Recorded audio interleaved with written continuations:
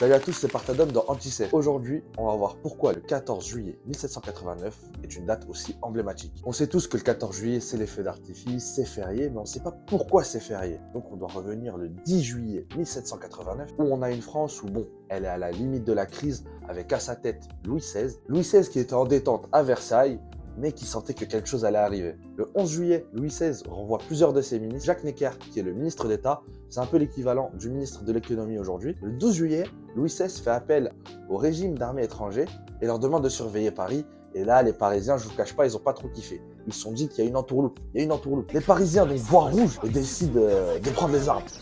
Les armes! Aux armes! Aux armes! Tout Paris doit prendre les armes! Donc là, ils vont à Châtelet, ils prennent des armes. Voilà, ils s'équipent et ils décident de prendre comme objectif la Bastille. La Bastille, c'est quoi? C'est une prison, un peu comme celle de Fleury-Mérogis, sauf qu'à la place de la rafleuse et Koba, on avait plus Montaigne et le marquis de Sade.